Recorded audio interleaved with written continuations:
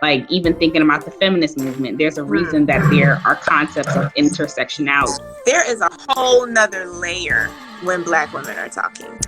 And I think that's the gift of privilege. Sometimes you can't see areas where you have choices.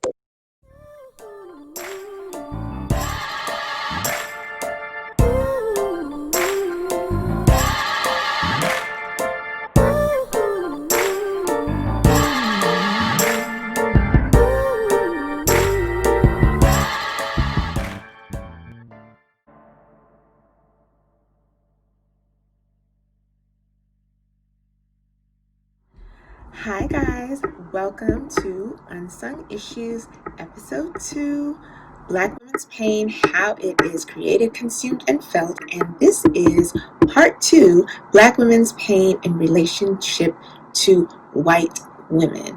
And this one can get a little funny because since we're talking about Black and white women, we are all living together in a male-dominated society, and so therefore we automatically, both historically and presently, share some similar gripes related to our gender. That being said, this year, 2020, being the year that we celebrated the passage of the 19th Amendment, giving all women the right to vote, we are actually opening the conversation with the discussion about women's suffrage and how it's actually a perfect example of how a gender problem or a gender issue can be resolved, and yet Black women can be left unrelieved because the race problem or the race issue also has not been addressed.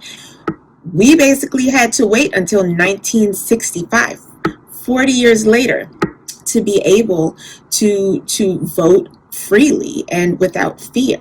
And a lot of white women who had been fighting for women's votes had abandoned the cause once their problem was solved. And so we end our conversation also talking about the modern Me Too movement. And it's kind of a question mark of how that's going to go, because Black women and white women, really women of all colors, have to deal with the violence, the trauma, the injustice of all kinds of sexual misconduct. But for Black women in America, there is an extra layer that comes with that, whereas it is difficult for white women to be believed when they are alleging sexual assault or some sort of sexual misconduct against them. It is harder for Black women to be believed, where it is difficult for white women to get justice.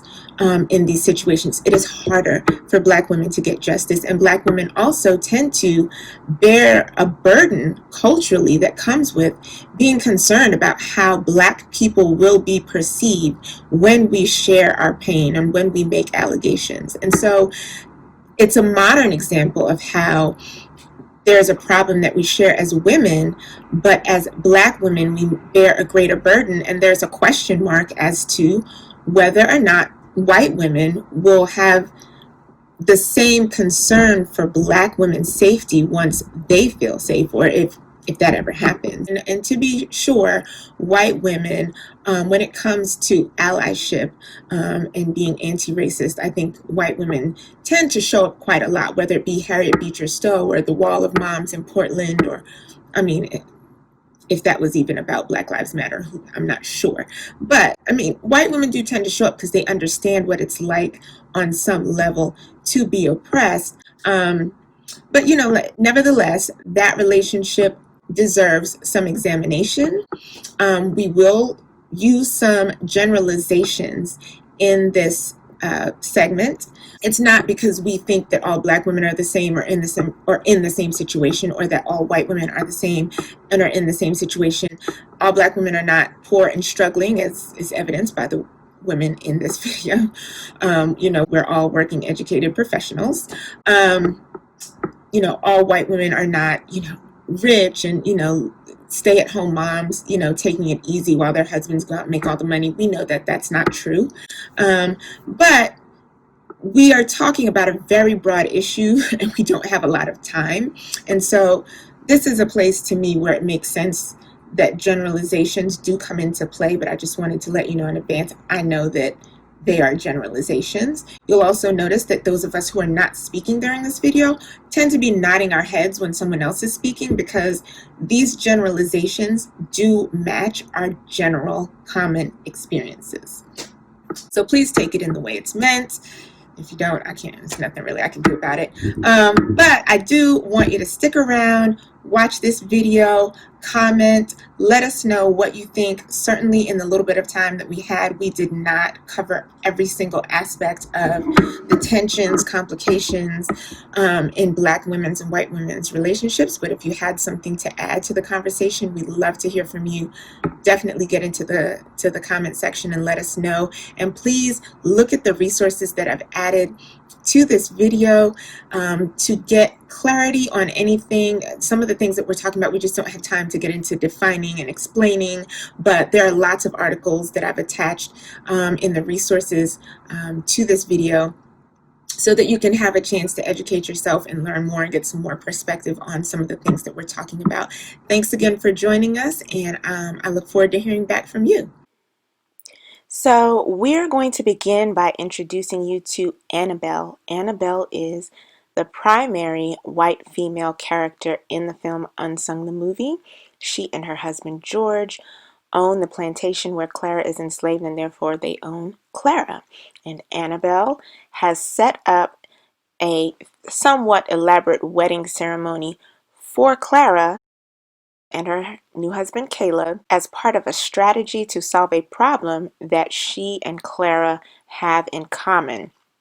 Now, I'm going to leave it up to you to decide whether or not Annabelle is doing this for herself, or if she really also cares about Clara. She is a relatively conservative character, but I feel like she really also greatly illustrates the dynamic that I talked about in the introduction, in which we will be discussing moving forward here. So here's Annabelle watching Clara's wedding with her friends from her porch. Oh, they are such joyful people, aren't they? Well, they should be joyful since you've been so generous to sponsor this spectacle.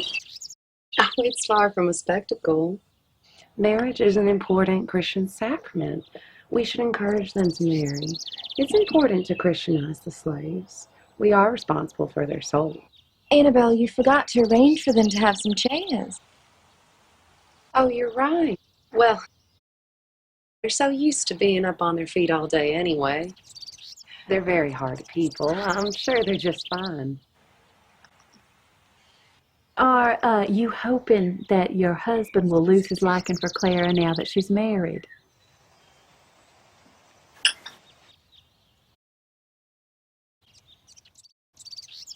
We are a Christian family. We respect the sacrament of marriage. Okay, so I wanted to talk about this because I think a lot about the relationships between Black women and white women, because in the context of feminism, it would appear that Black women and white women are very much together on, when it comes to feminism and, wanting to be empowered and so forth. But at the same time, I feel like Annabelle, even though she plays a very conservative character, I feel like she, in a lot of ways, can kind of represent white feminism. Because I don't think that feminism, through the lens of white women, through their filter, like, it doesn't actually necessarily address us. And I think in particular, for example, we just celebrated the 100th anniversary of the women's right to vote. So the white suffragists decided that it was better for their cause. They could win over the Southern states more easily if they weren't making Black women's suffrage issues. So literally in the suffragist parade, I think it was in 1913, Delta Sigma Theta wasn't in the parade, but they literally were sent to the back and they were not on the program. And once white women did get the right to vote, a lot of the suffragists who were fighting for that abandoned Black women in their effort to get the right to vote. It's just something that I see. I'm not going to show this scene, but later in the film, you guys will know what I'm talking about. Annabelle is confronted with the reality that her little solution that she came up with was not enough to protect Clara. And we leave her in a decisive moment. We do not know what she ultimately decided. I did that on purpose. I feel like a lot of our white allies have either just had that moment or they're in it now. You know, since all of the uprising in 2020, they're deciding, how much am I really going to risk? Like, am I really going to risk the whole plantation over this? Like, is this really my problem? That kind of thing. So that's the way that I interpret Annabelle and Clara's dynamic with one another. I want to know, what do you guys think? What do you guys think about how white women perceive Black women's strength? And I'll start with you this time, Erin. I'll just keep hopping around. You know, I would want white women to know that our strength is not inconsequential. It's just that if we had a choice to stop and break down, maybe we would. But oftentimes we don't have a choice. And I think that's the gift of privilege. Sometimes you can see areas where you have choices and where someone that may not have circumstances or play areas of grace or areas of slack or forgiveness may not have that choice. You know, for example, in a Bible study where, you know, you go around and you ask, well, how can we be praying for you? And, you know, the white sister says, oh, little Johnny's not taking his pacifier and daddy's working extra hours. I just feel like a single mom. Meanwhile, here's my friend over here who is a single mom, Right. getting a master's degree, Right. a full-time job, and you staying at home. Okay. Right. And you say to me, but you're so strong.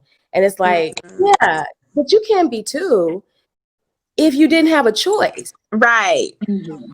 So I just think knowing that it's not that it doesn't hurt. Mm-hmm. It's just that when you don't have that option, you have to keep going. And I love how you captured that with one word, perseverance. Right. Right. And absolutely. Okay. Anybody else want to add to that, or? Okay.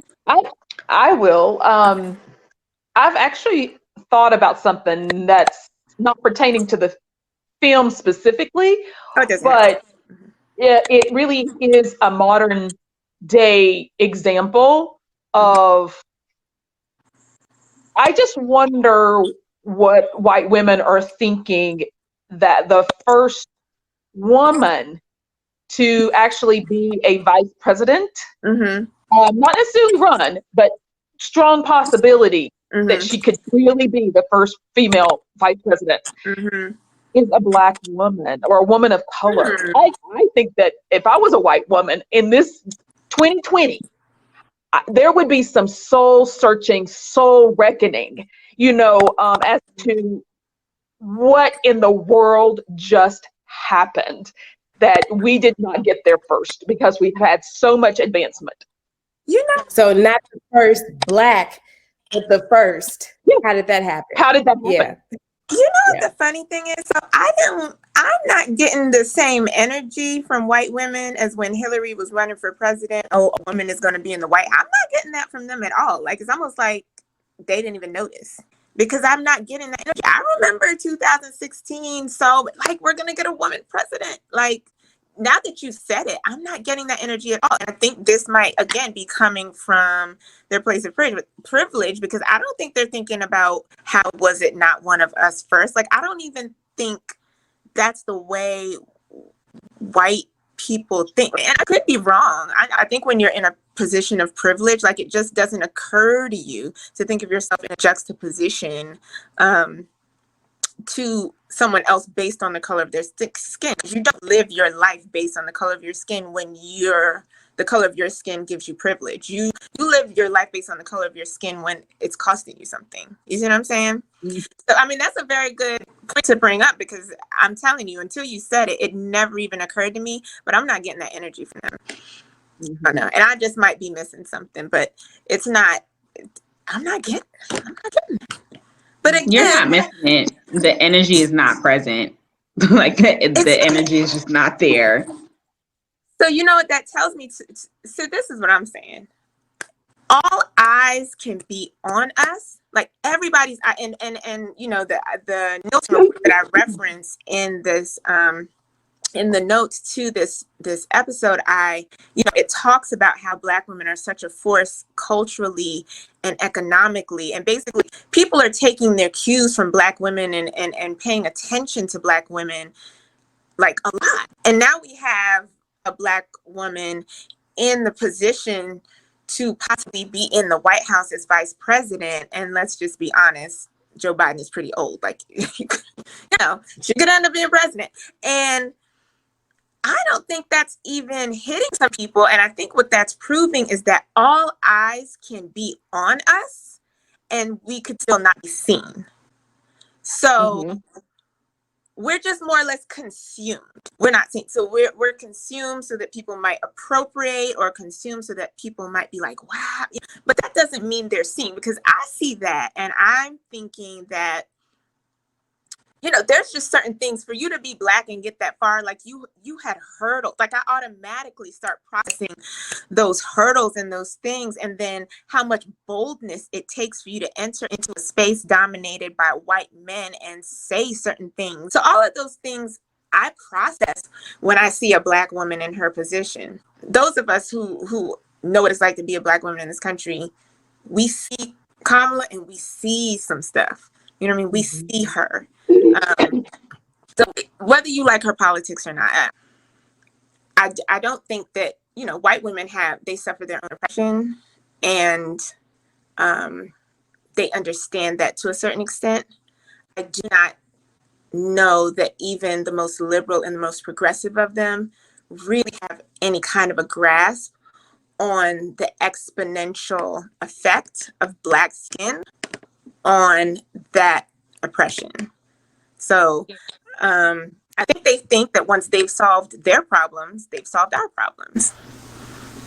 Not quite. Yeah, Charlie, just to speak to that point, like as from what everyone was saying, like it started coming to my mind, like the current word Karen, like calling people Karen, like how there is sort of a vying for having a more sense of oppression than others. For people, like there are some white women who want Karen to be seen as a racial slur that is somehow more offensive than the N-word.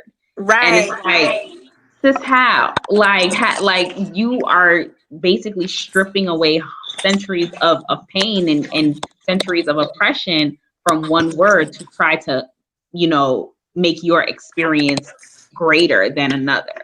So there's sort of a sense of like this oppositional relationship between Black women and white women that you kind of always see, where it's like my pain is greater than yours, and I don't want to take anything away from women as subjugated groups, but you know, there is something that comes along with the sense of being a Black woman. Like even thinking about the feminist movement, there's a reason that there are concepts of intersectionality. Or like Bell Hooks has to like write points to say like, ain't I a woman? Like I'm also a woman, like see me and hear me.